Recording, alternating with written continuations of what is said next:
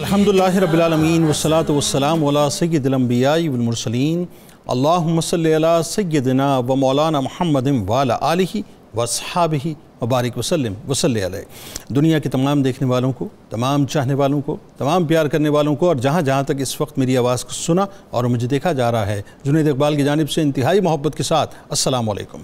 ایک بار پھر ناظرین آپ کو پر نور صبح نور کے ساتھ میں دل کی عطا گہرائیوں سے خوش آمدید کہتا ہوں، اور آئیے بلا توقف چلیں حضرت ابو انیس محمد برکت علی علیہ رحمہ کی تعریف اسماء النبی کریم صلی اللہ علیہ وآلہ وسلم سے رسول اللہ صلی اللہ علیہ وآلہ وسلم کا ایک اسم مبارک پڑھنے اور سننے کی سعادت حاصل کرتے ہیں۔ سیدنا الميسر صلی اللہ علیہ وآلہ وسلم، ہمارے سردار آسانیاں پیدا فرمانے والے، درود و سلام بھیجے اللہ آپ صلی اللہ علیہ وآلہ وسلم پر، آپ صلی اللہ علیہ وآلہ وسلم کے آل پاک پر اور صحابہ کرام رضوان اللہ تعالیٰ علیہم اجمعین پر۔ حضرت ابو ہریرہ رضی اللہ تعالیٰ عنہ سے روایت ہے، حضور نبی کریم صلی اللہ علیہ وآلہ وسلم نے ارشاد فرمایا کہ دین بہت آسان ہے، اور جو شخص دین میں سختی پیدا کرے گا تو اللہ تبارک و تعالیٰ اس پر دین کو غالب کر دے گا۔ بس تم لوگ میانہ روی اختیار کرو اور اعتدال کے قریب رہو اور خوش ہو جاؤ کہ تمہیں ایسا دین ملا جو نہایت آسان ہے۔ جناب ہمارے ساتھ آج آپ ضرور جڑے رہیں، کیونکہ آج انشاءاللہ آپ کو بر صغیر کی انتہائی ممتاز ہستی کی بارگاہ میں لے کے چلیں گے۔ ناظرین کرام، اسلام نے یہ ذہن میں رکھیے کہ ہر دور میں ایسے بیش قیمت نگینے ہمیں عطا کیے جنہوں نے دنیا جہاں کے حلقے کو اپنے علم و عمل کی سجدھج اور زیب و زینت سے مکمل طور پہ آراستہ کیا، جن کے کردار سے اور جن کی تعلیمات سے ایک جہاں نے استفادہ کیا۔ حضرت شیخ عبدالحق محدث دہلوی رحمۃ اللہ علیہ کے شمار ناظرین دنیا اسلام کی بالعموم اور سرزمین بر صغیر کی بالخصوص ان اعلیٰ ترین شخصیات میں ہوتا ہے جنہوں نے اپنی زندگی کا ہر لمحہ دین متین کی سربلندی کے لیے مکمل طور پہ وقف کیا، جن کے اثرات اور ثمرات آج بھی آب و تاب کے ساتھ موجود ہیں، اور میرا یہ تیقن ہے کہ رہتی دنیا تک رہیں گے۔ 10ویں صدی ہجری میں ناظرین حضرت شیخ سیف الدین رحمۃ اللہ علیہ کے گھر میں چمکنے والے انتہائی روشن آفتاب حضرت شیخ عبدالحق محدث دہلوی رحمۃ اللہ علیہ کے گھر کا ماحول بہت ہی پہلے سے ناظرین شریعت و طریقت سے فیضیاب تھا۔ پھر والد گرامی کی صورت تربیت کا ایسے جامع ماحول ملا جس سے اس قیمتی نگینے کی تراش خراش میں کوئی کمی باقی نہیں رہی، بلکہ یوں کہیے حضرت شیخ عبدالحق محدث دہلوی رحمۃ اللہ علیہ کی اٹھان میں اصل کردار ہی ان کے والد گرامی کا تھا۔ آپ نے تعلیم کا آغاز اپنے والد گرامی سے قرآن پڑھ کر کیا، اور پھر صرف 2 یا 3 مہینے میں قرآن پاک کو مکمل کر لیا۔ پھر حصول تعلیم کے دیگر مدارج بھی آپ نے طے کیے۔ 7-8 سال تک فقہ ماوراء النہر کے درس میں آپ باقاعدہ جاتے رہے، یعنی سینٹرل ایشیا میں آپ درس اختیار کرتے رہے۔ آپ رحمۃ اللہ علیہ ناظرین دن رات حصول علم میں مشغول رہتے تھے۔ حصول علم کا جذبہ اس قدر تھا کہ خود لکھتے ہیں کہ بچپن سے ہی مجھے نہیں معلوم کہ کھیل کود کیا ہوتا ہے، آسائش کے کیا معنی ہیں، میں نہیں جانتا کہ سیر کسے کہتے ہیں۔ شیخ محقق علیہ رحمہ ناظرین پاکی عقل و خیرت کے ساتھ ساتھ عفت قلب و نگاہ کا بھی پورا خیال رکھتے تھے۔ آپ بچپن ہی سے درود و سلام کی شیدائی اور وظائف و اذکار یعنی شب خیزی اور مناجات میں اس قدر عملی طور پر کوشاں تھے کہ دیکھنے والے حیران رہتے۔ آپ کے والد ماجد کی ہدایت کے مطابق عمر بھر ان کے ایک ہاتھ میں یعنی جامع شریعت رہا اور دوسرے ہاتھ میں سندان عشق، یعنی والد ماجد نے ان میں باقاعدہ حقیقی عشق کے وہ جذبات پھونک دیے تھے جو آخری عمر تک ان کے ساتھ ان کے وجود کا حصہ رہے۔ آپ کئی سال تک حرمین طیبین میں باقاعدہ قیام پذیر رہے، حج و عمرے کی ادائیگی کے ساتھ ساتھ وہاں کے اہل علم اور صالحین امت سے استفادہ کرتے رہے۔ بالخصوص ناظرین وہاں کے شیخ عظیم حضرت عبدالوہاب متقی رحمۃ اللہ علیہ سے علوم ظاہری اور علوم باطنی سے خوب اکتساب فیض کیا۔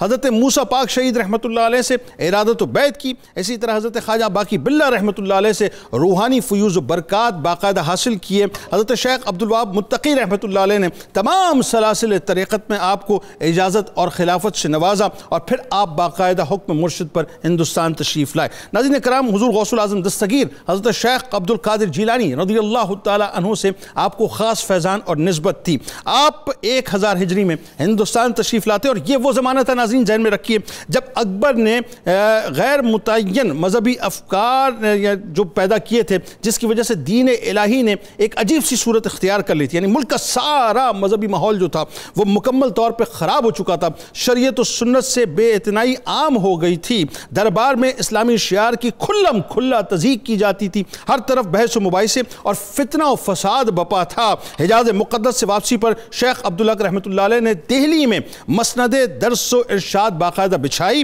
شمالی ہندوستان میں اس زمانے کا یہ پورا یعنی سمجھ لیجئے کہ معاملہ اس طرح سے تھا ناظرین کہ یہ جو مدرسہ تھا یہ شمالی ہندوستان میں پہلا مدرسہ تھا جس نے شریعت و سنت کی باقاعدہ آواز بلند کی۔ درس و تدریس کا یہ مشغلہ ناظرین آپ نے آخری لمحات تک جاری رکھا۔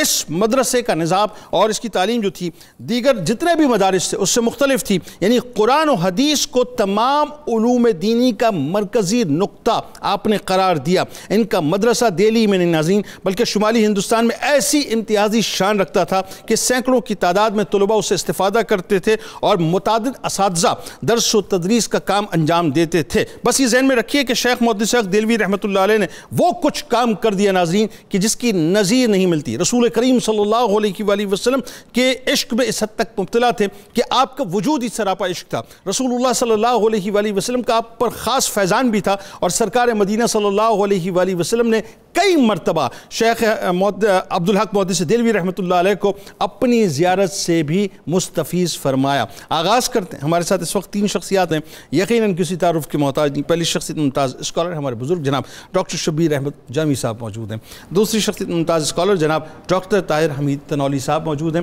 اور تیسری شخصیت ممتاز عالم دین جناب علامہ محمد اشفاق مدنی صاحب تشریف فرمائیں۔ تینوں احباب کو السلام علیکم اور خوش آمدید۔ آغاز کرتے ہیں، سب سے پہلے میرا خیال ہے ڈاکٹر صاحب آپ لوگوں کو یہ بتائیے، سننے والوں کو خاص طور پہ، حضرت شاہ عبدالحق محدث دہلوی رحمۃ اللہ علیہ ایک ایسی عظیم المرتبہ شخصیت کہ آج بھی اگر فن حدیث کی ہم بات کریں یا علوم دینیہ کی بات کریں تو آپ کو مرکز سمجھا جاتا ہے بر صغیر کے اندر، اور کئی ایک علوم ایسے ہیں جن کی ابتدا آپ سے ہوئی، خاص طور پر جو عشق رسول صلی اللہ علیہ وآلہ وسلم کا معاملہ ہے اس کا جو اسکیل آپ نے سیٹ کیا بر صغیر میں صاحب، وہ تو کمال ہی ہے۔ تو پہلے تو ان کے آباء و اجداد کا ایک تفصیلی تعارف آپ کے فور فادرز کے بارے میں بتائیے، اور پھر ہندوستان کس طرح سے آمد ہوئی، اس کے بعد پھر سلسلے کو آگے بڑھاتے ہیں۔ بسم اللہ الرحمن الرحیم۔ محترم جنید صاحب نے بہت خوبصورت تمہیدی گفتگو فرمائی۔ عبدالحق محدث دہلوی رحمۃ اللہ علیہ کی شخصیت کا جب ہم مطالعہ کریں تو حیرانگی ہوتی ہے کہ ان پر چنیدگی اور اجتباء کی جو کیفیت ہے وہ آخری درجے کی نظر آتی ہے۔ واہ! ان کے بارے میں اعلیٰ حضرت جیسا محتاط آدمی وہ بھی ایک لقب دیتا ہے، محقق علی الاطلاق، واہ ہر جانب سے محقق۔ واہ واہ، یعنی کوئی علم ہو، کوئی فن ہو، سیرت ہو، کردار ہو، آپ ہر اعتبار سے ایک درجہ تحقیق کے اعلیٰ معیار پر فیض تھے، کیا کہنا، اور یہ لقب بہت کم لوگوں کو دیا جاتا ہے۔ محقق اپنے زمانے کا سب سے پیک پوائنٹ ہوتا ہے۔ واہ! تو آپ کو اللہ تعالیٰ نے جو خاندانی اعتبار سے جو عظمتیں دیں اس میں بھی ایک بڑی سیادت، بڑی قیادت، مالی فراخی، وہ جہادی فیض، تصوف کا فیض، یہ سارے عناصر بڑی گہرائی کے ساتھ ملتے ہیں۔ روایت کیا جاتا ہے کہ ان کے جو اجداد میں سے آغا محمد ترک بخاری ٹھیک 1296 عیسوی میں یہ علاء الدین خلجی کے دور میں ہندوستان ایک جماعت کے ساتھ تشریف لائے، اوکے، اور آپ اتنے باروب تھے اور اتنے مشہور تھے کہ جب آپ تشریف لائے تو علاء الدین خلجی نے آتے ہی اپنی فوج کے سپہ سالار کے طور پر آپ کو متعین فرمایا۔ اچھا، یعنی مجاہدانہ صفات بھی آپ کے فور فادرز تھیں، اور اس کے علاوہ آپ کو وزراء کی فہرست میں داخل کیا۔ اوکے، گجرات کی مہم کا سارا سہرا آپ پر تھا، اور پھر آپ نے وہاں گجرات میں رہائش بھی رکھ لی۔ ٹھیک، بیان کیا جاتا ہے کہ ان کو اللہ تعالیٰ نے اولاد کثیر بھی عطا فرمائی تھی، 101 کے قریب بچے تھے۔ اوہو، ایک بیٹا معز الدین باقی بچا، ٹھیک، باقی حادثاتی موت میں چلے گئے۔ ٹھیک، آپ اس کے بعد دہلی باقاعدہ آ گئے اور شیخ صلاح الدین سہروردی رحمۃ اللہ علیہ کی خانقاہ میں اکثر معتکف رہتے تھے۔ اچھا، اولیاء کے ساتھ نسبت بھی ان خاندانوں کو بہت زیادہ ہے، اور یہ اوپر سے ہی تھے؟ اوپر سے آ رہی ہے۔ اس کے بعد 739 ہجری کو ان کا وفات ہو گئی، آغا محمد ترک بخاری۔ ان کے ایک بیٹے کو بڑی شہرت ملی، ان کا نام تھا ملک موسیٰ، ان کو اپنے زمانے میں بہت شہرت ملی۔ ٹھیک، ان کے آگے بیٹے تھے، ان کا نام تھا شیخ فیروز، یہ بہرائچ کا جو علاقہ تھا اس کی فتح میں ان کا بڑا کردار تھا، اور شیخ فیروز نے وہاں شہادت پائی۔ یہ ایک بڑا عجیب رنگ تھا اس خاندان میں، شہادت کا فیض بھی ہے۔ کہتے ہیں کہ شیخ فیروز جب جانے لگے تو ان کی بیوی حاملہ تھی۔ ان کی بیوی نے باقاعدہ ان کو کہا کہ میرے اوپر وہ لمحات طاری ہیں اور آپ جنگ کے لیے جا رہے ہیں، تو انہوں نے اپنی بیوی کے ساتھ جو مکالمہ کیا ہے وہ دین کی غیرت کا ایک بڑا شاہکار ہے کہ ہم مسلمان لوگ ہیں، ہم جب تک دین اسلام کو غالب نہ کر لیں، جب تک ہم پھیلا نہ لیں، یہ عارضی اور خاندانی مجبوریاں ہمیں روک نہیں سکتی۔ آپ پریشان نہ ہوں، آپ کے سر پر لوگ موجود ہیں، آپ کا ننہال بھی ہے، تو آپ کی حفاظت ہو رہی ہے۔ تو لہٰذا انہوں نے جانے دیا، تو انہوں نے وہاں جام شہادت نوش کیا۔ ان کے جو بیٹے تھے سعد اللہ، یہ تو باقاعدہ اولیاء میں بڑے سر فرست آتے ہیں۔ سعد اللہ صاحب کو ولایت کے اعتبار سے بڑی شہرت حاصل تھی۔ یہاں سے لگتا یہ ہے کہ جہاں جہاد بھی چل رہا تھا، جہاں سرداری بھی تھی، وہاں باقاعدہ ولایت بھی عبدالحق مقدس دہلوی صاحب کے یہ دادا ہیں، وہاں کٹھی ہو رہی ہے۔ بالکل صحیح، یعنی آپ کہہ لیں مال بھی، قیادت بھی، جہاد بھی، سرداری بھی اور ولایت بھی، بالکل صحیح، یہ 4-5 مین سنگم یہاں کٹھے ہو رہے ہیں۔ حضرت سعد اللہ رحمۃ اللہ علیہ پہ آ کے یہ معاملہ ولایت کے ساتھ جڑ، ولایت کے ساتھ۔ حافظ سعد اللہ صاحب کے 2 بیٹے تھے، شیخ رزق اللہ اور شیخ سیف الدین۔ سعد اللہ صاحب جب وصال کرنے لگے تو سیف الدین صاحب جو عبدالحق مقدس دہلوی کے والد ہیں، ان کی عمر صرف 8 سال تھی۔ 8 سال میں ان کو سامنے بٹھا کر اللہ تعالیٰ سے جو اپنے اس بچے کے بارے میں مانگا، اے اللہ تعالیٰ اس بچے کی پیشانی میں مجھے آثار بزرگی نظر آتے ہیں، آثار علم نظر آتے ہیں، لہٰذا اس کو عشق و محبت کا متوالا بھی بنانا اور اس کو صحیح خادم دین بھی بنانا۔ سبحان اللہ۔ اب شیخ سیف الدین صاحب کا بعد میں عبدالحق مقدس دہلوی جو چرچا بتاتے ہیں کہ آپ پر عشق الہی کا اور خوف الہی کا اتنا رنگ رہتا تھا، اکثر طبیعت بے قرار رہتی تھی۔ وہ جب آخری زندگی آئی تو میں نے دیکھا میرے والد صاحب بہت مطمئن ہیں، بہت خوش ہیں، تو میں پوچھ رہا تھا، وہ کہتے تھے مجھے تمام منازل مل گئی ہیں، تمام مراتب مل گئے ہیں۔ یہ وہی شیخ سیف الدین صاحب ہیں جن کی گود میں عبدالحق مقدس دہلوی صاحب۔ یعنی اگر میں یہ کہوں تو یہ غلط نہ ہوگا کہ حضرت شیخ عبدالحق مقدس دہلوی رحمۃ اللہ علیہ اور ان کے والد گرامی حضرت شیخ سیف الدین رحمۃ اللہ علیہ جو ہیں اپنے دادا حضرت سعد اللہ رحمۃ اللہ علیہ کی دعاؤں کا نتیجہ ہے بنیادی طور پہ۔ اچھا ڈاکٹر صاحب، اب ذرا یہاں پہ یہ بڑی ایک اہم ترین بات ہے، اور اس معاملے کو میرا خیال ہے اگر ہم آج کے دیکھنے والوں کے ساتھ بھی جو ریلیٹ کر سکیں کہ بڑا امپورٹنٹ کردار ہوتا ہے ماں کا اور باپ کا، اور میرا اپنا بڑا فرم بلیو ہے اس معاملے میں۔ ہم اٹھا کے جو بچوں کو اسکولز کی نظر کر دیتے ہیں بچپن ہی میں 2-2.5-3 سال کی عمر میں، جو ہے نتیجہ یہ نکلتا ہے کہ ان کی جو اپنا ایک سائیکولوجیکل کنسٹرکشن ہونی ہوتی ہے یا جو ایک روحانی کنسٹرکشن ہونی ہوتی ہے وہ تو ہم نے صاحب اسکول کے ذمہ کر دی ہوتی ہے، محلے کے ذمہ کر دی ہوتی ہے، ٹیچرز کے ذمہ کر دی ہوتی ہے۔ یہاں نظریہ آتا ہے، اور ظاہر ہے اس زمانے میں مروج طریقہ یہ تھا کہ والدین جو تربیت کیا کرتے تھے، تو جو ایک تو یہ کہ آپ کے والد گرامی کا مقام و مرتبہ، پہلی بات اس پہ ذرا گفتگو کیجئے، پھر کس طرح آپ نے اپنے جگر گوشے حضرت شاہ عبدالحق مقدس دہلوی رحمۃ اللہ علیہ کی تربیت فرمائی، ان کی تعلیم کا انتظام کیا۔ نظریہ آتا ہے کہ وہ جو ٹرانسمیشن آف کیریکٹر ہے حضرت سعد اللہ رحمۃ اللہ علیہ کا، وہ بنیادی طور پہ منتقل ہوا والد گرامی کے توسط سے، بتائیے ذرا۔ بسم اللہ الرحمن الرحیم۔ جناب صاحب بہت شکریہ۔ بلا شبہ حضرت شاہ عبدالحق مقدس دہلوی کی جو شخصیت ہے ہندوستان کے اندر اسلام کے فروغ کے لیے، دین کے فروغ کے لیے، اور یہاں پہ دین اسلام کے جو حقیقی تعارف ہے اس کے والے سے بڑی مرکزی حیثیت کی حامل ہے۔ آپ کو ہندوستان کے اندر احیاء علوم الدین کی حامل شخصیت کہا جاتا ہے، جنہوں نے یہاں علوم دینیا کو زندہ کیا، علوم دینیا کا اجرا کیا اور خلق خدا کے لیے اسلام کی طرف آنے اور اسلام سے فیض یاب ہونے کے سرچشمے کھولے۔ یہ تیاری ہے آباء و اجداد کی، ٹھیک ہے، یعنی کوئی بھی پودا اس وقت تک نہیں بنتا جب تک اس کے پیچھے بہت زیادہ فیکٹرز اس کو پالنے والے، اس کی رکھوالی کرنے والے، اس کی نگرانی کرنے والے ہوں۔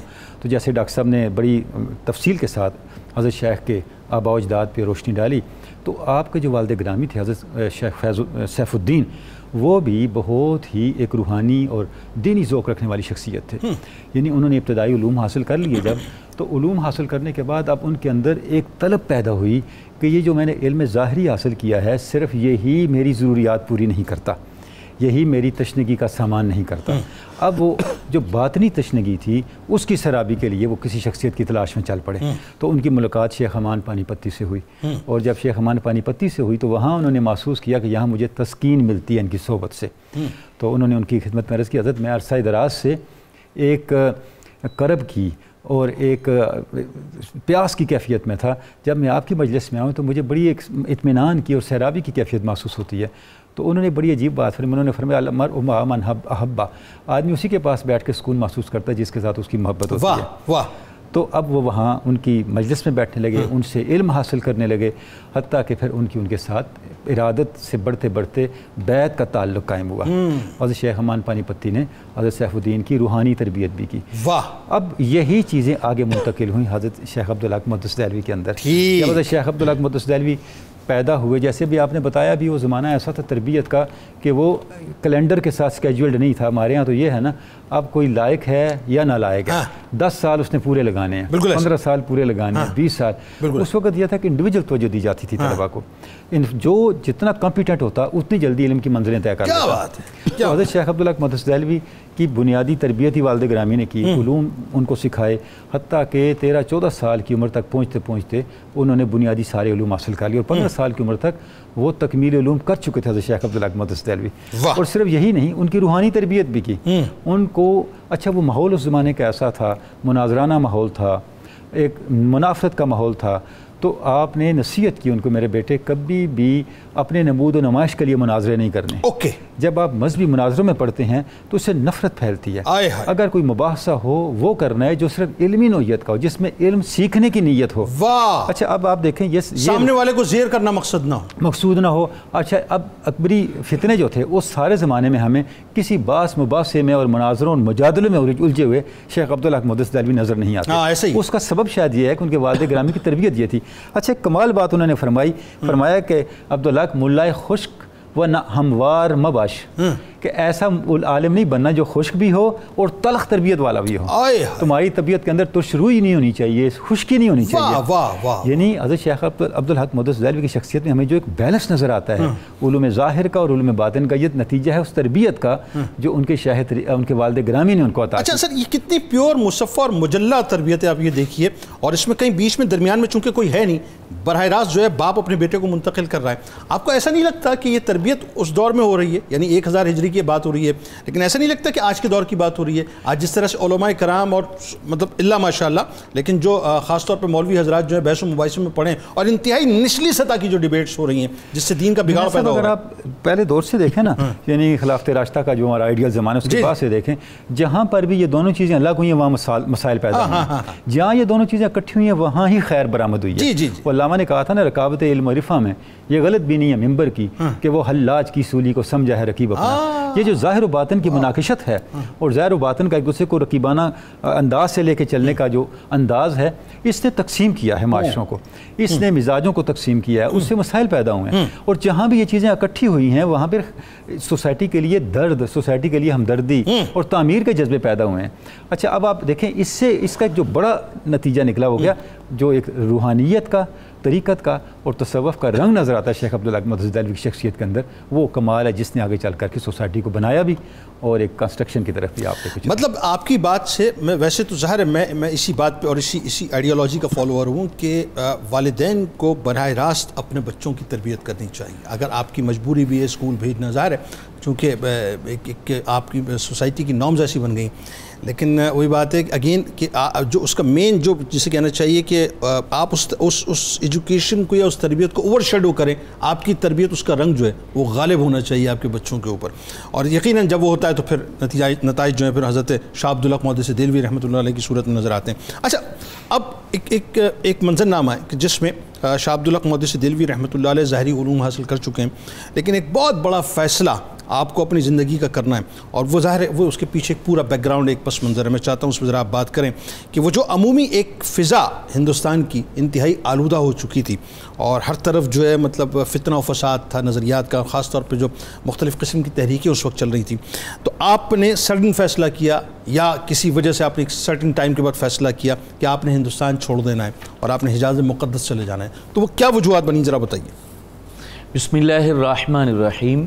آپ کا ہندوستان کو چھوڑنا ایک وقفے کے طور پہ تھا، آپ دوبارہ ہندوستان ہی آنا چاہتے تھے، لیکن چونکہ حالات ایسے تھے آپ اس دور میں کچھ وقت مکہ مدینہ میں گزارنا چاہتے تھے تاکہ وہاں سے قوت ملے، تقویت ملے، اور جو حالات بن چکے ہیں ان کا یہ مقابلہ کر سکیں. آپ چونکہ حضرت شیخ عبدالحق محدث دہلوی رحمۃ اللہ تعالی علیہ، آپ کے والد صاحب نے جو تربیت فرمائی، جیسے ڈاکٹر صاحب نے اس پر تفصیل سے بیان فرمایا، اس تربیت اور آپ کے علم کی وجہ سے آپ کی شہرت بہت زیادہ ہو چکی تھی. اور ایک بڑا عجیب اتفاق ہے کہ یہ بھی محرم میں پیدا ہوئے ہیں اور اسی مہینے میں ابو الفضل بھی پیدا ہوا ہے، اور ابو الفضل جو ہے اس نے فتنے کو ہوا دی ہے، اور حضرت عبدالحق نے سنت اور حدیث کی خدمت کی ہے اور دین رسول صلی اللہ علیہ وسلم کی خوب مدد کی ہے. دو ہی تو کریکٹر تھے نا، ابو الفضل اور فیضی. ہاں، دونوں کریکٹر تھے، اور وہ دونوں جو تھے وہ دوسری سائڈ پر تھے اور یہ سنت اور حدیث کی خدمت کی طرف تھے. تو حضرت شیخ عبدالحق محدث دہلوی رحمۃ اللہ تعالی علیہ، آپ چونکہ فیضی کے دوست بھی تھے، وہ ان کے جاننے والے تھے، علم کے زیادہ ہونے کی وجہ سے جو اکبر بادشاہ تھا اس کے پاس ان کی رسائی آسان ہوئی. سبھی جانتے تھے کہ ان کے پاس بہت زیادہ علم ہے، اور بادشاہ کے دربار میں ایک ماحول بن چکا تھا. اس نے عبداللہ سرہندی کے گھر میں ایک عبادت خانہ تیار کر رکھا تھا جہاں پر مختلف مذاہب کے لوگوں کو وہ اکٹھا کرتا تھا. اس میں یہ علماء بھی اکٹھے ہوتے تھے جو اسلام کو جو ہے وہ پیش کرتے تھے، ان کو بھی اکٹھا کیا جاتا تھا، اور مختلف موضوعات کے اوپر ابحاث ہوتی تھی، مناظرے ہوتے تھے. ایک گروہ جو ہے وہ ایک چیز کو حلال ثابت کر رہا ہوتا تھا اور دوسرا گروہ اس کو حرام ثابت کر رہا ہوتا تھا. تو اس طریقے سے ان ابحاث نے بادشاہ کے دل میں تشکیک پیدا کر دی، یعنی وہ دین کے متعلق شک میں مبتلا ہو گیا. الہاد کی طرف جانے والا شخص سب سے پہلے شک میں مبتلا ہوتا ہے، اور پھر وہ آہستہ آہستہ تمام مذاہب کو شک کی نظر سے دیکھتا ہے، اور پھر جتنی بھی تعلیمات ہوتی ہیں اس سے وہ پھر متنفر ہو جاتا ہے، اور پھر الگ سے جو اس کی فکر ہوتی ہے اس کی طرف وہ چل پڑتا ہے. دور حاضر میں بھی ایسے مسائل پیدا ہو رہے ہیں. اب معاملہ یہ ہے کہ الہاد کی طرف جو لوگ جاتے ہیں اس میں ایک بہت بڑا کردار مذہبی مناظروں اور ابحاث کا بھی ہوتا ہے، اور وہی کچھ اکبر بادشاہ کے ساتھ بھی ہوا. ایک تو وہ یہ چاہتا تھا کیونکہ اس دور کے اندر مسلمان مناظر اور اسی طریقے سے ہندوازم، سکھ ازم، دیگر جتنے بھی مذاہب ہیں ان کے اندر بھی مذہبی تحریکیں اپنے عروج پر تھیں. تو وہ ان سب کو چاہتا تھا کہ اکٹھا کر دیا جائے اور جو میری سلطنت ہے اس کو تقویت ملے. اور وہی کچھ ہوا. انہوں نے پھر تمام مذہبی فکروں کو جو آپس میں لڑائی جھگڑے اور جنگ و جدل کی کیفیت اختیار کر چکی تھیں، تو پھر مبارک ناگوری نے وہاں پر یہ الفاظ کہہ دیے تھے کہ بادشاہ سلامت، آپ کا جو مرتبہ ہے وہ مجتہد امت سے زیادہ ہے، آپ کا مرتبہ زیادہ ہے. آپ ان تمام ابحاث کو اور جنگ و جدل کو ختم اس صورت میں کر سکتے ہیں کہ آپ اپنی فکر کو پیش کریں. جو آپ کی فکر ہوگی وہی اصل مذہب ہوگا، اور اس کو فالو کرنا آپ کے جتنے بھی لوگ ہیں ان کے لیے بہتر ہوگا. یہاں سے ابتدا ہوئی. پھر اس نے اپنی فکر کو جو ملحدانہ فکر تھی، جس کے اندر جو ہے بڑی یعنی کہ خطرناک قسم کی برائی تھی، جس میں جو ہے وہ دین مبارک کے مذاق اڑایا جاتا تھا، اس کو ترتیب دے کے پھر اس کو فالو کرنے کے اوپر جو ہے وہ زور دیا گیا. اب حالات ایسے ہو چکے تھے کہ ایک فکر کو سلطنت جو ہے وہ پیش کر رہی ہے اور اس کو جو ہے نا وہ دباؤ ڈال رہی ہے کہ لوگ اس کو جو ہے اختیار کریں. اچھا، اس میں ایک اور سردست ساتھ ساتھ یہ بھی ہوا کہ مختلف تحریکیں بھی شروع ہوئی. جی بالکل، کہیں مہدویت کا دعویٰ اور دیگر چیزیں. بالکل. اب وہ جو تحریک مہدوی ہے وہ یعنی کہ محمد جان پوری کی تحریک ہے، وہ بہت پہلے درجے سے چل رہی تھی اور وہ بھی اس کے ساتھ پہ شامل ہوگی. اس نے مہدی ہونے کا دعویٰ کر دیا تھا. وہ حضرت عبدالحق محدث دہلوی سے پہلے سے وہ تحریک چل رہی تھی. اس کے اثرات آج بھی سندھ وغیرہ مختلف بلوچستان اور سندھ میں آج بھی وہ اس کے کچھ اثرات موجود ہیں جس کو ذکری تحریک کہتے ہیں. آج اس کا نام کچھ اور طریقے سے لیا جاتا ہے. بہرحال وہ مہدوی تحریک ہو یا ہندوؤں کی تحریکیں ہوں، وہ ساری مذہبی تحریکیں وہ ساری مل کے پھر اس کا یہ ایک مکسچر بن گیا جو دین اکبری تھا، یعنی جس کو جو ہے نا اس نے دین الہی کا نام دیا تھا.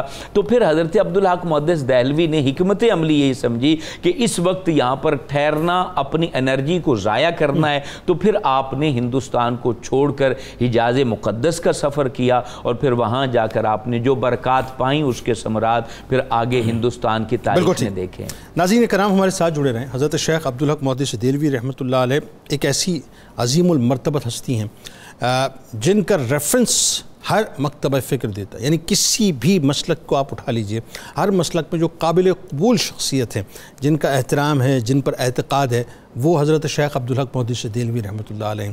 ظاہر ہے یہ قدرت کی ایک بنت ہوتی ہے جس سے اللہ تعالیٰ نے کام لینا ہوتا ہے اور جس کو منتخب کر لیا ہوتا ہے. پھر اس کے لیے فضا بھی بنتی ہے، پھر اس کے لیے ماحول بھی بنتا ہے، پھر اس کے لیے جو ہے باقاعدہ قالین بھی سجتا ہے. مشکلات سے بھی ظاہر اس کو گزارا جاتا ہے اور بے انتہا مشکلات سے، اور اس کو تیار کیا جاتا ہے. تو آپ حجاز مقدس گئے، لیکن لوٹ کے آپ ظاہر ہے جس مشن کو آئے اس مشن پہ بھی بات کریں گے. ہمارے ساتھ جڑے رہیں سرکار مدینہ صلی اللہ علیہ وآلہ وسلم کی بارگاہ میں اور ان کی آل کی بارگاہ میں درود پاک کا نذرانہ پیش کریں. لوٹ کے سلسلے کا آغاز وہیں سے کریں گے، لیکن آج ذرا تھوڑا اسرائیل پہ بھی بات کرنی ہے اور اس وقت جو فلسطین کی صورتحال ہے اس پہ بھی بات کریں گے. درود پاک.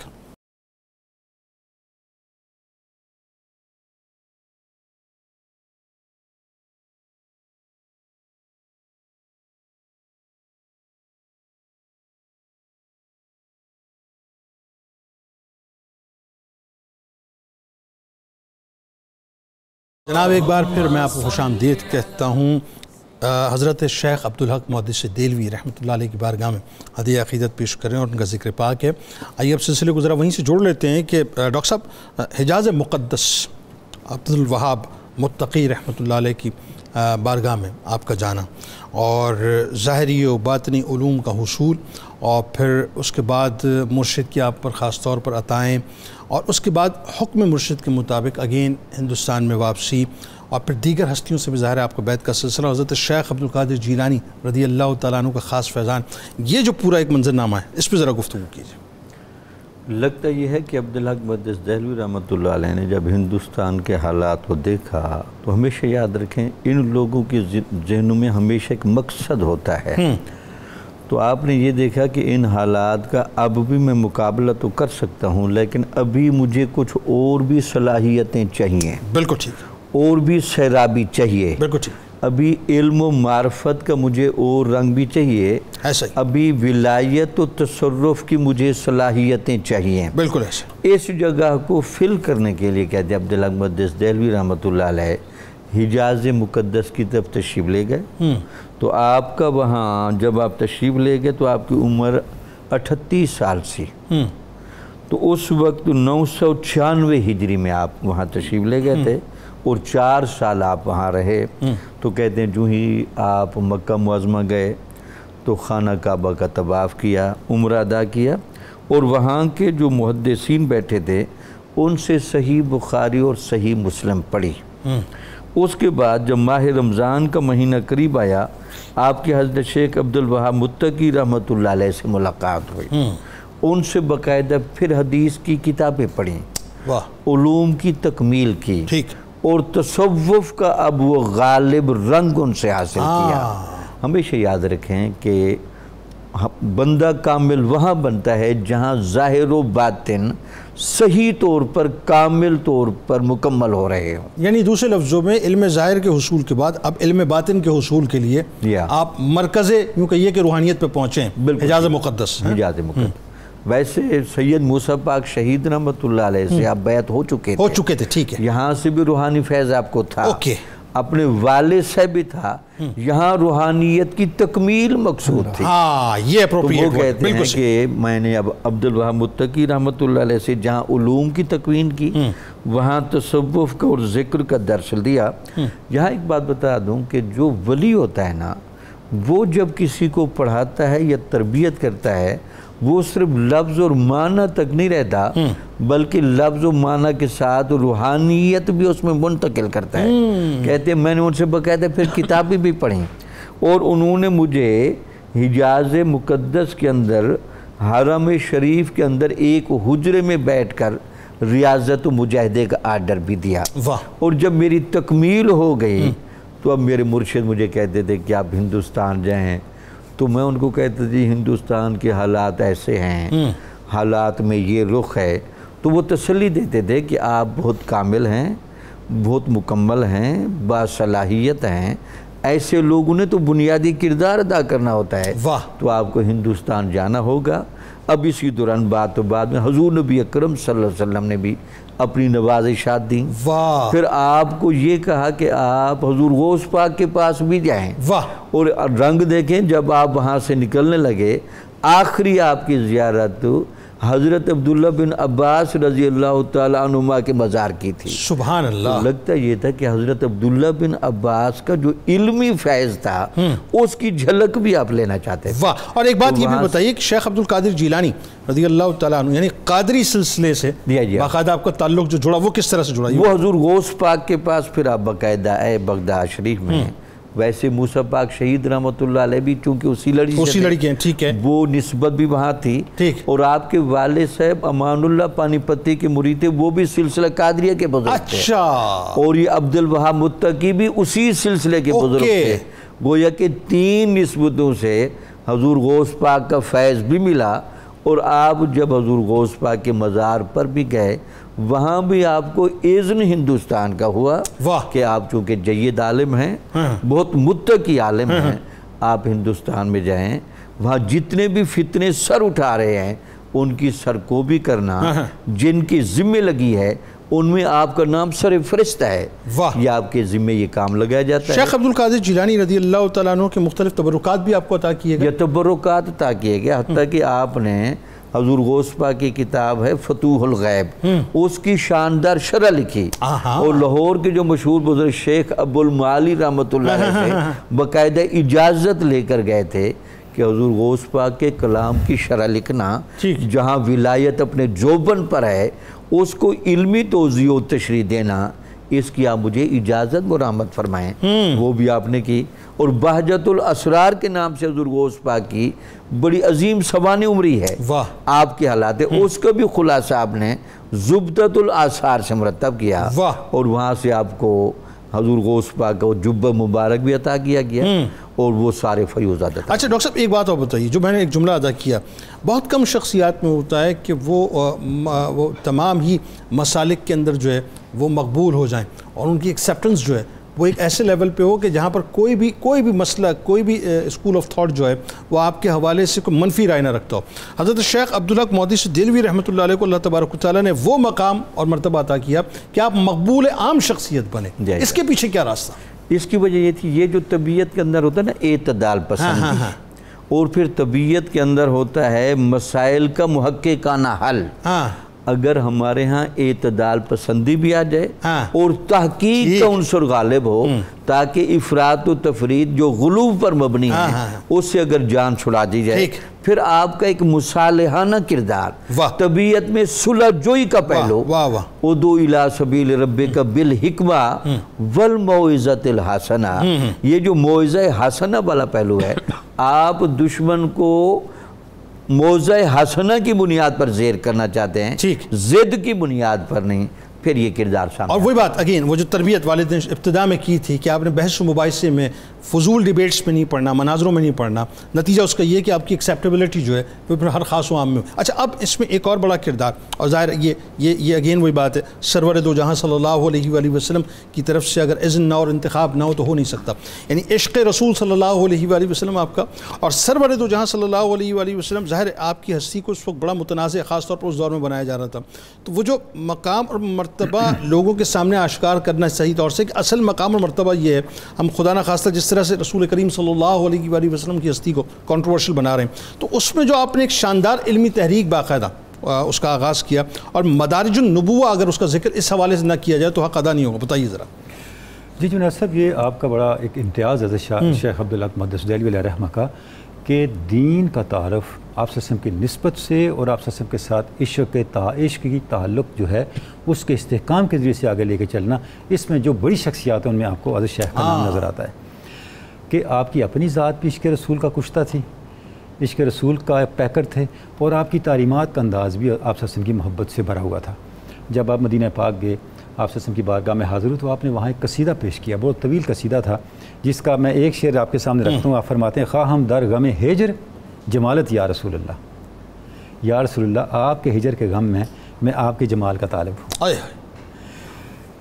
جمال خود نما رحم بر جان زار شیدا کن، اپنا جمال مجھے دکھائیں اور میری جان جو آپ کے ہجر میں گل رہی ہے اس پر کرم نوازی فرمائیں۔ اللہ تو اس انداز سے آپ نے اپنے ہجر کی کیفیات کو، اپنے فراق کی کیفیات کو، اور جو طلب دید ہے اور طلب قرب ہے ان کے استدعاء کو آپ نے پیش کیا۔ تو یہ جو آپ کی شان ہے آپ صلی اللہ علیہ وسلم کے عشق کو آگے لے کے چلنے کی، یہ آپ کی کتابوں کے اندر، آپ کی تصانیف کے اندر بھی نمایاں ہے۔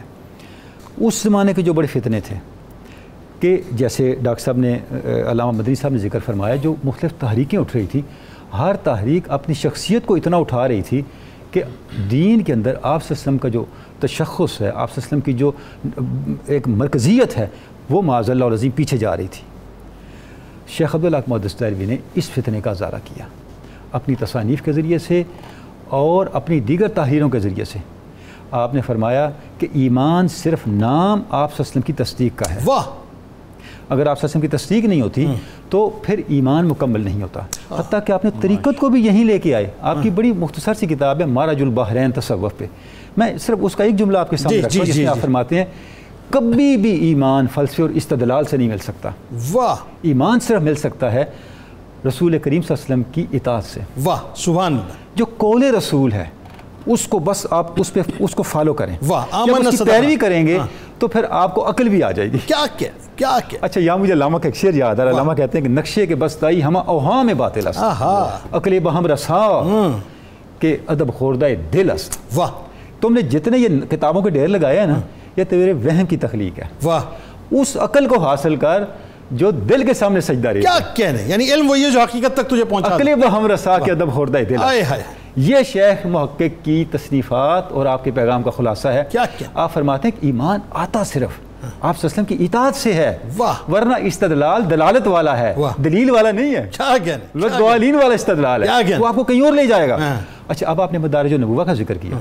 مدارج النبوہ وہ کتاب ہے جس کے اندر آپ نے آپ صلی اللہ علیہ وسلم کے اوصاف کو، دو جلدیں ہیں، میں مختصراً عرض کرتا ہوں۔ پہلی جلد میں آپ کی ذات پاک کی مرکزیت کو بیان کیا، آپ کے شمائل کیا ہیں، آپ کی اخلاقیات کیا ہیں، آپ کی فضیلت کیا ہے، سابقہ بشارات کیا ہیں، تمام انبیاء کے اندر آپ کی فضیلت کیا ہے، آپ کے معجزے کیا ہیں، آپ کے اسماء کیا ہیں، عالم آخرت میں آپ کے کیا مناقب ہیں، آپ کے معمولات کیا ہیں، اور اس میں ایک بڑا امپورٹنٹ چیپٹر ہے، آپ کے حقوق کیا ہیں۔ واہ واہ واہ! امت پر آپ کے حقوق کیا ہیں؟ جب آپ نے اس کو نمایاں کیا، ہمیں کیا حقوق ادا کرنا، اب لوگوں کے اندر ایک احساس پیدا ہوا جو اصل حق تھا آپ صلی اللہ علیہ وسلم کا، وہ تو ہم کسی اور کو دے رہے ہیں۔ اور جو دوسری جلد ہے وہ آپ کی سیرت پہ، مدنی احوال پہ اور مکی احوال پہ، سب کا اور مغازی کا عطا کرتا ہے۔ اگین وہی بات ہے، یہ وہ کارنامے، یہ وہ شاہکار کارنامے جو رہتی دنیا تک بارگاہ رسالت مآب صلی اللہ علیہ وآلہ وسلم میں تو مقبولیت کے مدارج طے کر چکے، لیکن رہتی دنیا تک ہم جیسے لوگوں کے لیے جو ہے خاص طور پہ مشعل راہ ہیں کہ جہاں ہم ادھر ادھر ڈسٹریکٹ ہونے کی کوشش کریں، وہاں ہم سمجھ لیں کہ بنیادی طور پہ یہ ہمارا مرکز ہے اور یہ ہمارا محور ہے، جنہیں ہم سرکار مدینہ صلی اللہ علیہ وآلہ وسلم کہتے ہیں۔ فائنلی اب آئیے، آپ کی جو تصنیفی کارنامہ ہے اس کی ظاہر اپنی اپنی اہمیت ہے، اور اگین وہی بات ہے کہ آپ دیکھیے کہ آپ کا لکھا ہوا وہ کچھ لکھا ہوا کہ جس کو کسی بھی مکتبہ فکر نے کبھی بھی چیلنج نہیں کیا، بلکہ ریفرنس کے طور پہ ہر مسلک نے، ہر مکتبہ فکر نے آپ کی کتب کو جو ہے ریفر کیا، آپ کی تحریروں کو ریفر کیا۔ بتائیے ذرا۔ دیکھیں، آپ کی تصانیفی جو کارنامے ہیں اس کی اہمیت کا اندازہ اس سے لگا سکتے ہیں کہ آپ نے یہ تمام تصانیف اس وقت کی ہیں جب سماجی زندگی انتہائی انحطاط پذیر ہو چکی تھی، اور اس وقت اجتہاد بھی جو ہے نا وہ گمراہ کن تھا، یعنی لوگ اجتہاد بھی اپنے فائدے کے لیے کرتے تھے، بلکہ فرمایا گیا کہ علماء سو جو ہیلہ سازیاں کرتے تھے وہ بنی اسرائیل کی ہیلہ بازیاں بھی اس پر جو ہے نا وہ شرمندہ تھیں، اور اس وقت ہر طرف تو ہر کوئی اپنی فکر کی طرف کھینچ رہا تھا اور لوگوں کو فکری طور پہ منتشر کیا جا رہا تھا. اس وقت آپ نے یہ تصانیف لکھ کر بالخصوص احادیث مبارکہ پر جو آپ نے کام کیا ہے وہ انتہائی قابل رشک ہے, قابل تحسین ہے. آپ نے لمعات التنقیح فی شرح مشکات المصابیح یہ آپ نے شرح لکھی, مشکات شریف کی حدیث کے اوپر مبنی ہے, اور اسی طریقے اشیات اللمعات فی شرح المشکات یہ آپ نے فارسی زبان میں یہ شرح لکھی. اور آپ حیران ہوں گے, آپ کی اتنی بڑی یہ خدمت ہے کہ 6 سال میں آپ نے اس کتاب کو مکمل فرمایا. اور پھر جذب القلوب الی دیار المحبوب یہ کتاب آپ نے مدینہ الرسول کے ایسے جو ہے نا وہ خوبصورت فضائل پر, حضور صلی اللہ علیہ وسلم کی ذات کے عشق و محبت پر مبنی یہ کتاب لکھی کہ آج بھی اگر آج اس کتاب کو آپ پڑھیں تو آپ کا دل مدینہ الرسول کی طرف سفر کرنا چاہے گا. آپ حضور علیہ السلام کی زیارت کے طلبگار بن جائیں گے. دل چاہے گا کہ حضور صلی اللہ علیہ وسلم کا جلوہ جو ہے وہ نظر آئے. پھر آپ نے زبدۃ الآثار فی اخبار قطب الاخیار یہ کتاب آپ نے تحریر فرمائی. مفتاح الفتوح لفتح ابواب النصوص یہ آپ نے کتاب تحریر فرمائی. شرح الشمسیہ آپ نے کتاب لکھی. مدارج النبوہ آپ نے کتاب لکھی. اسی طریقے مجمع البحرین آپ نے کتاب تحریر فرمائی. المکاتیب والرسائل یہ آپ نے 48 رسالے جو ہے نا وہ تحریر فرمائے, اور 100 سے زیادہ آپ کی کتب جو ہیں وہ تحریر ہیں.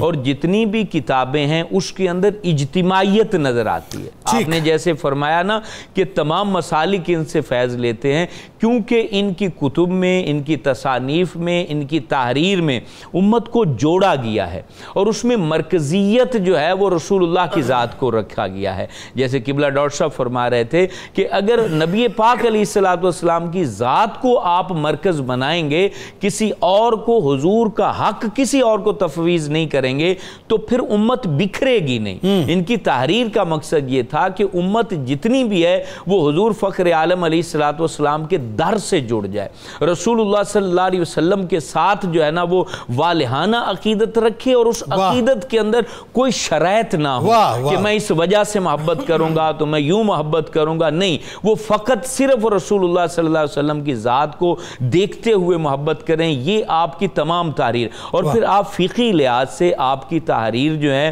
وہ فقہ حنفی کو تقویت دیتی ہیں, فوقیت دیتی ہیں, برتری دیتی ہیں. لیکن البتہ آپ نے مکمل طور پہ حدیث کے اوپر کام کیا, سنت کے اوپر کام کیا, آپ نے سنت کی ترویج کے اوپر کام کیا. آپ نے چاہا کہ لوگ جب حضور فخر عالم صلی اللہ علیہ وسلم کے طریقے پر آ جائیں گے تو تمام گمراہیاں چھٹ جائیں گی, تمام فتنے ختم ہو جائیں گے, جتنی بھی لادینیت اور الہاد پھیل چکا ہے وہ سارا ختم ہو جائے گا. آج بھی جب ہم اپنے آپ کو منوانے کی کوشش کرتے ہیں تو ہمارا نوجوان طبقہ دین سے دور جاتا ہے. ہمیں اپنے آپ کو منوانا نہیں ہے, ہمیں رسول اللہ صلی اللہ علیہ وسلم کی پہچان پیش کرنی ہے, حضور کی معرفت پیش کرنی ہے, حضور جان رحمت علیہ السلام کے دین کو پیش کرنا ہے. آج بھی دیکھیں, اگر ہم ان کی ان تصانیف کو اپنے مد نظر رکھیں اور اپنے معمولات کو دیکھیں تو محافل کے اندر آج کیا ہوتا ہے, یا پروگرام میں یا مجالس میں مد مقابل کو اور مخالف کو جو ہے نا وہ لتاڑا جاتا ہے.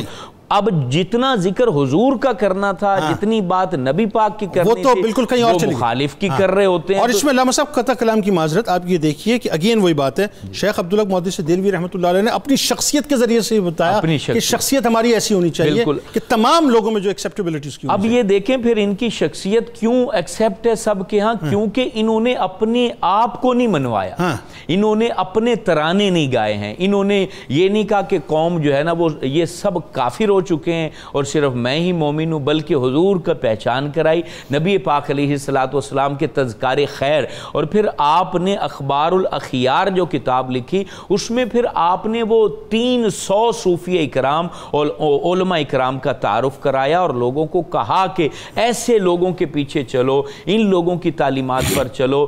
تو مطلب یہ ہے کہ آپ کی جتنی تعلیمات ہے وہ منفی پروپیگنڈا نہیں ہے, اس میں ٹوٹلی مثبت انداز ہے، اور لوگوں کو یہ، بلکہ جو لوگ مصنف ہیں، رائٹر ہیں، علماء ہیں، خطبہ ہیں، وہ ان کی تصانیف سے یہ سبق سیکھیں کہ مثبت انداز سے اگر آپ چلیں گے تو آپ فائدہ دیں گے، اور لوگ جو ہے نا وہ آپ کی وجہ سے حضور علیہ السلام سے محبت کریں گے، اور آپ کے لیے یہ بہترین صدقہ جاریہ ہوگا۔ منفی انداز کو نہ اپنائیں جس سے لوگ متنفر ہو کر خدا نخواستہ الہاد کی طرف چلے جائیں۔ بہت شکریہ آپ تینوں احباب کا آپ تشریف لائے، بس اس دعا کے ساتھ کہ کل بروز محشر اللہ تعالیٰ حضرت شیخ عبدالحق محدث دہلوی رحمۃ اللہ علیہ کا صدقہ ذکر کرنے والوں اور سننے والوں کو عطا فرمائے۔ ناظرین کرام، میں کچھ آپ سے گفتگو کرنا چاہتا ہوں، خاص طور پہ اس وقت یہ جو صورتحال سرزمین فلسطین کی ہے۔ میرا خیال ہے اگر میں آپ سے یہ پوچھوں کہ اس وقت ورلڈ کپ کے میچز کیسے چل رہے ہیں تو یہ اپروپریٹ کویشچن ہوگا۔ میرا خیال ہے اگر میں نوجوانوں سے یہ سوال کروں کہ اس وقت آپ کو کیا لگتا ہے کہ کون سی ٹیم جو ہے وہ سیمی فائنل میں جائے گی اور کون سی ٹیم فائنل میں جائے گی، تو میرا خیال ہے یہ اپروپریٹ کویشچن ہوگا۔ میرا خیال ہے اگر میں آپ سے اس وقت یہ پوچھوں کہ کون سے چینل پہ، کون سے انٹرٹینمنٹ چینل پہ کون سا ڈرامہ جو ہے اس وقت ٹی آر پیز میں جو ہے وہ سب سے اوپر ہے، تو میرا خیال ہے یہ اپروپریٹ کویشچن ہوگا۔ کیوں میں فلسطین کی بات آپ سے کرنے والا ہوں؟ میرا خیال ہے اس وقت میں آپ سے یہ پوچھوں صاحب کہ جو یہ اداکاروں اور اداکاراؤں کو جو ایوارڈز تقسیم کیے گئے اس میں بیسٹ فیمیل ایکٹر جو ہے، ایکٹریس جو ہے وہ اس وقت کون تھی 2023 کی، تو میرا خیال ہے یہ اپروپریٹ کویشچن ہوگا۔ میرا خیال ہے بیسٹ میل ایکٹر کون تھا 2023 کا، تو یہ میرا خیال ہے اپروپریٹ کویشچن ہوگا۔ میں کہاں آپ کو فلسطین کی بات کرنے والا ہوں صاحب، میں آپ سے کیوں یہ سوال کرنے والا ہوں کہ ذرا چھانک کے تو دیکھیں کہ اس وقت فلسطین کی سرزمین پہ کیا ہو رہا ہے۔ مجھے تو آپ سے یہ پوچھنا چاہیے کہ یوٹیوب سے کمائی کتنی ہو رہی ہے، ٹک ٹاک سے کمائی کتنی ہو رہی ہے، فیس بک سے کمائی کتنی ہو رہی ہے، دھندا چل رہا ہے نہیں چل رہا آپ کا، بچے آپ کے اسکول جا رہے ہیں کہ نہیں جا رہے، آپ کے جو بچے ہیں وہ کالجز میں یونیورسٹیز میں جا رہے ہیں کہ نہیں جا رہے، کھانا پینا آپ کو مل رہا ہے کہ نہیں مل رہا، لیوش لائف اسٹائل آپ کا جو ہے وہ اپنی جگہ ہے کہ نہیں۔ مجھے تو آپ سے یہ سوال کرنا چاہیے، کیسا بے وقوف آدمی ہوں میں کہ میں آپ سے یہ سوال کرنے والا ہوں کہ ذرا فلسطین میں جھانک کے تو دیکھیں ہو کیا رہا ہے۔ کیا مجھے پڑی ہے صاحب کہ میں آپ سے یہ سوال کروں کہ ذرا ایک دفعہ جھانک کے تو دیکھیں کہ اس وقت کتنی ظلم کی جو ہے وہ انتہا کی ہوئی ہے اسرائیل نے فلسطینیوں کے اوپر، کہ مستقل جو ہے ایئر اٹیکس ان کے اوپر ہو رہے ہیں اور غزہ کی پٹی کو جو ہے وہ ملبے کے ڈھیر کے اندر جو ہے منتقل کیا جا رہا ہے۔ کیا مجھے پڑی ہے کہ میں آپ سے یہ سوال کروں اور آپ سے یہ پوچھوں کہ ذرا جھانک کے تو دیکھیں کہ وہاں پر معصوم بچوں کے ساتھ کیا ہو رہا ہے۔ مجھے کیا پڑی ہے صاحب کہ میں آپ سے سوال کروں، یہ جو 22 چینلز ہیں، CNN، فاکس، BBC، کہ جس پر صرف وہ ایک ہی بات کا چرچا کر رہے ہیں کہ جی 900 people killed in Hamas attacks, یعنی وہ ایک ہی جو ہے وہ رخ دکھا رہے ہیں، دوسرا رخ دکھائی نہیں رہے کہ ہزاروں کی تعداد میں، اس وقت ہزاروں کی تعداد میں جو ہے وہ فلسطینی زخمی ہو چکے ہیں اور سینکڑوں کی تعداد میں فلسطینی شہادت کے جام نوش کر چکے ہیں۔ کیا مجھے پڑی ہے کہ میں آپ سے یہ سوال کروں کہ اپنی آنکھوں کو کھولیں کہ رائٹرز کے ذریعے پوری دنیا کے اندر جو خبریں اور جو پروپیگنڈا ہے وہ کچھ اور ہے صاحب، لیکن منظر نامہ وہاں کا کچھ اور ہے، کچھ اور ہے۔ یہ جو آج لوگ بات کر رہے ہیں کہ حماس نے اٹیک کر دیا صاحب، ایسا کچھ نہیں ہے، کوئی سیویلینز کے اوپر اٹیک نہیں کیا ہے۔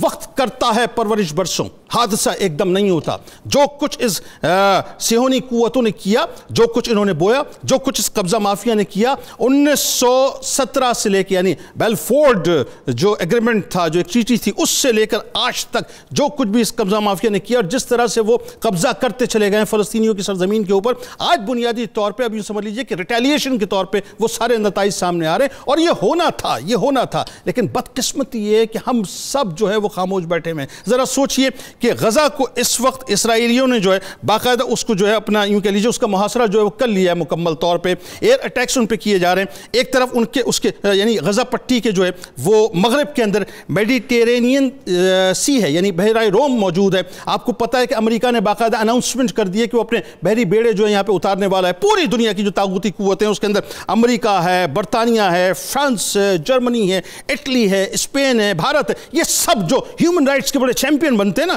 جو کتوں کے حقوق تک کی بات کرتے ہیں، آج ان کو معصوم فلسطینی بچے، معصوم مائیں، معصوم بہنیں، معصوم بیٹیاں، معصوم بزرگ جو ہیں مرتے ہوئے نظر نہیں آ رہے۔ آج ان کو نظر آ رہے ہیں تو وہ تمام اسرائیلی نظر آ رہے ہیں جو ان کے اپنے مفاد کے لیے، ان کے اپنے لے پالک ہیں، ان کے اپنے پٹھو ہیں جو ان کے مفادات کا کام کر رہے ہیں۔ آج صرف وہ انہی کی بات کر رہے ہیں اور انہی کی آواز اٹھا رہے ہیں۔ ہم کب جاگیں گے؟ میں یہ سوال کرنا چاہتا ہوں۔ اسلامی نظریاتی کونسل کو باقاعدہ کھڑے ہو کے جو اس پہ سوال کرنا چاہیے اور اس بات کو پوری دنیا کی سطح پہ اٹھا اٹھانا چاہیے. اقوام متحدہ کا سلامتی جو کونسل کا جو اجلاس ہے وہ کسی نتیجے کے بغیر ختم ہو گیا.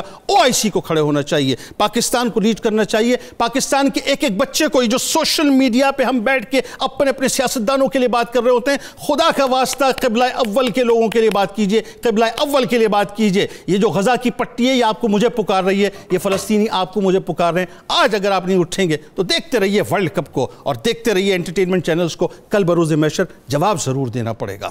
آئیے صاحب چلتے ہیں کتاب الشفا کی جانب. علم میں اضافے کی دعا, روزانہ 21 بار اللہ تعالیٰ کا اسم گرامی یا علیم و اول و آخر درود پاک کے ساتھ پڑھ کر پانی پر دم کر کے پانی پینے سے علم میں اضافہ ہوتا ہے اور علم حصول ہوتا ہے. حضرت علی کرم اللہ وجہ الکریم کا قول مبارک ہے کہ دنیا کی حرص آفات و بلیات کا سبب بنتی ہیں, جبکہ احکام دین کی پابندی دوزخ سے نجات دلاتی ہے. روزنامہ 92 نیوز میں ضرور پڑھیے گا. حضرت شیخ عبدالحق محدث دہلوی رحمۃ اللہ علیہ کے حوالے سے ٹویٹر پہ ہمیں فالو کر لیجیے, فیس بک پیج کو لائک کر لیجیے, یوٹیوب چینل کو سبسکرائب کر کے بیل آئیکن کلک کر لیجیے. آپ وہاں موجود ہیں, ہم یہاں موجود, مل کے نعرہ لگائیں گے, لیکن اس سے پہلے آئیے ذرا اپنی روح سے تجدید عہد وفا کر لیجیے صاحب, کر لیجیے. لا یؤمن احدکم حتی اکون احب الیہ بوالدہ وولدہ والناس اجمعین. اللہ تعالیٰ آپ کا, ہمارا, ہم سب کا اپنے پاکستان کے لیے دعا کیجئے, امت مسلمہ کے لیے دعا کیجئے, بیت المقدس کے لیے دعا کیجئے, مسجد اقصیٰ کے لیے دعا کیجئے, فلسطین کے لیے دعا کیجئے. اللہ تعالیٰ ہم سب کا حامی و ناصر ہو, آمین. پاکستان کا مطلب کیا؟ لا الہ الا اللہ محمد رسول اللہ صلی اللہ علیہ وسلم.